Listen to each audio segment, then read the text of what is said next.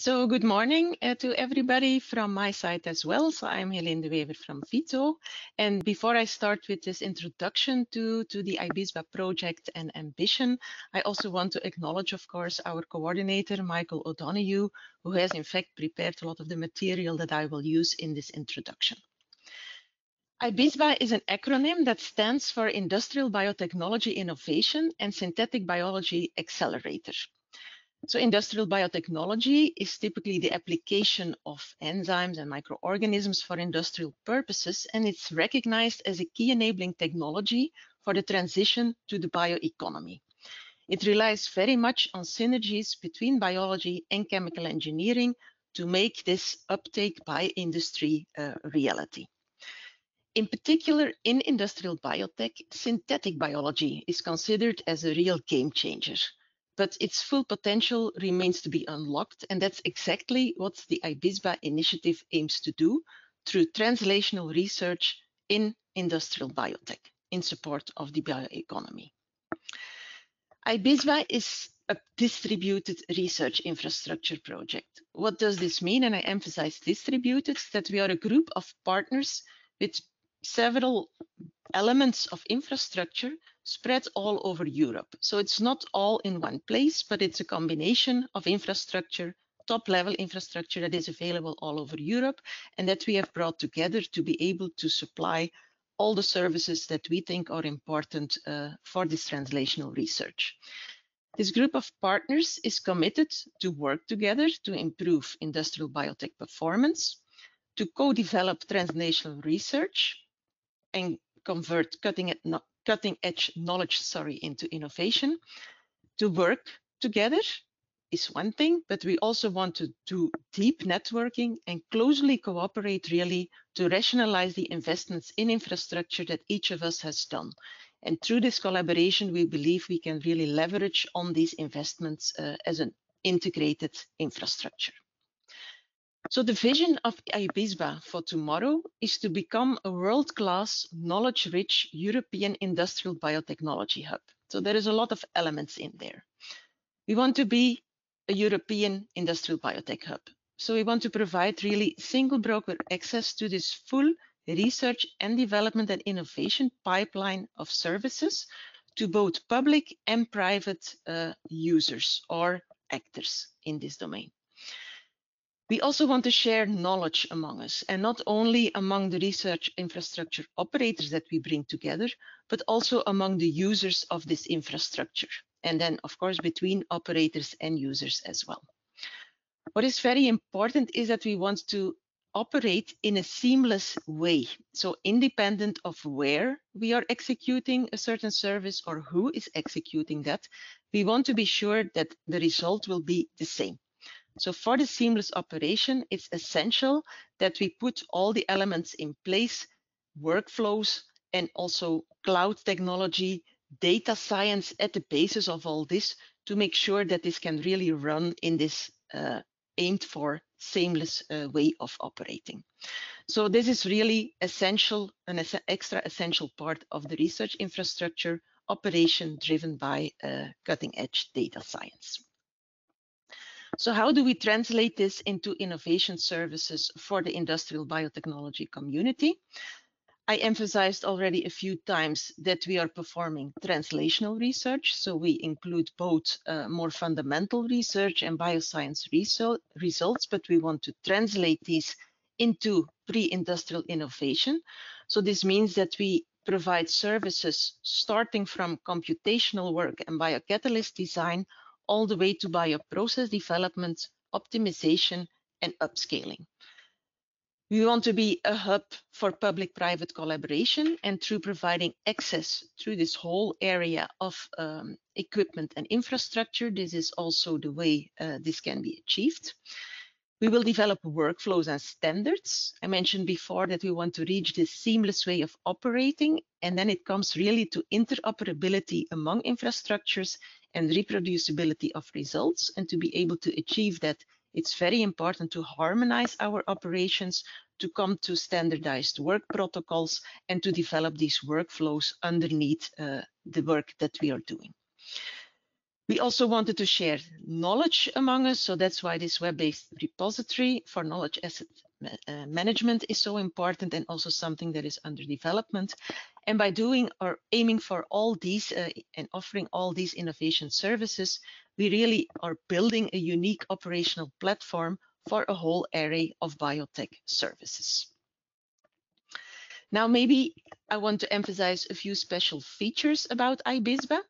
So the IBISBA initiative or the IBISBA project at this moment is something that has entered on the roadmap of the European Science Forum on Research Infrastructure, so-called or abbreviated as ESFRI. That means that the project has to go through a certain trajectory or a number of steps that will bring us from our current distributed research infrastructure assembled through a consortium of partners into a separate legal entity that will kind of organize our operations. To get to that legal entity, we have to go through a number of steps, and the current phase is the so-called preparation phase, in which all this preparatory work is done, so to establish in the future this legal entity.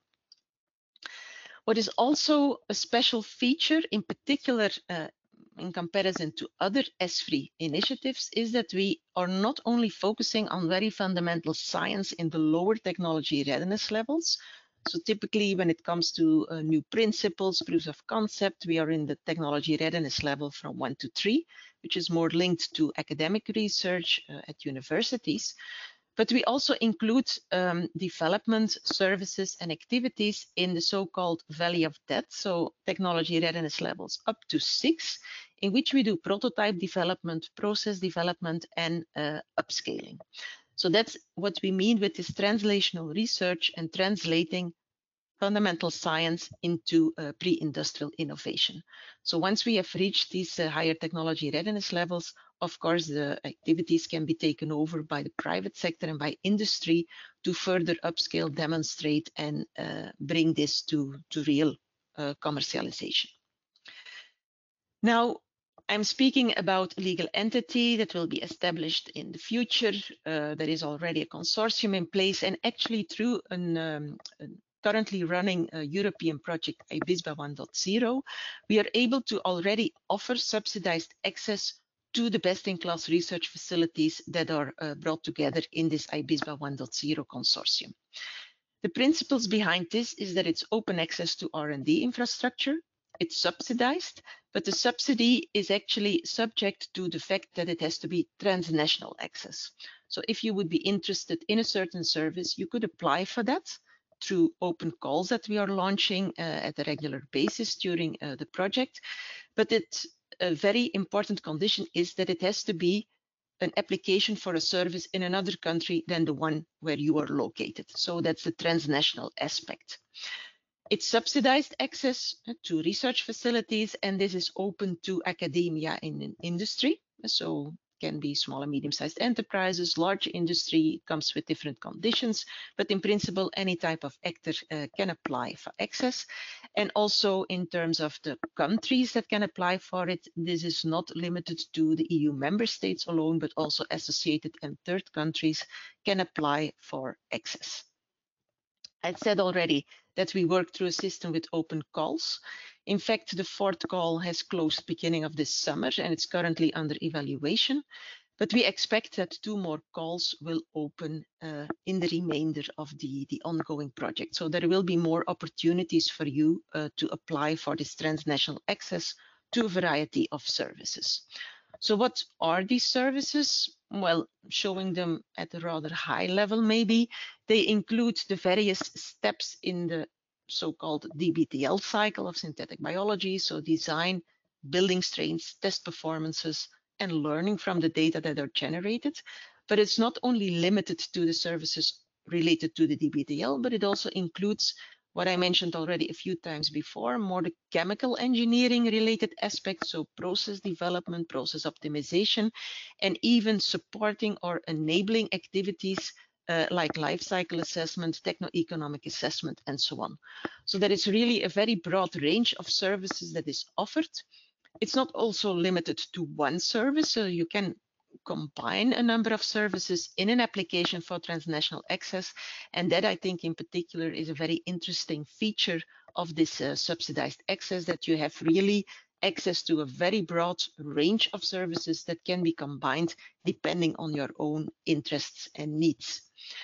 For more information, we have a full list of all the services that are available on our website. So I would refer you to the IBISBA website to access that and to consult that and to see what could be of interest to you. In general, if you want to stay informed about the next calls for transnational access, if this is something that you think could be interesting for you, then I would really refer you to the website, and in particular to the option that exists to register yourself for a TNA alert. So TNA stands for Transnational Access. And if you register, so you'll see here on the print screen that under the green TNA box, there is this subscribe to TNA option. If you subscribe there, you will get an automatic update or alert when new TNA open calls are being launched.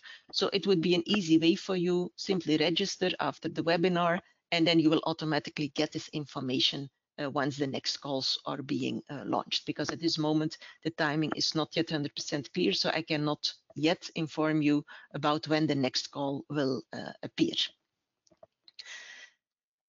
That was all for now, but maybe stating before I really end is that even though transnational access opportunities are there and can offer you the opportunity for subsidized access, I would say don't hesitate to already contact the consortium, either through the website or through the various emails that you have or other contacts that you find, because we can already offer you services independent of these open calls for transnational access as well. So don't hesitate to get in contact with us through the various means that are there, and we will be very happy to help you with any requests that you have.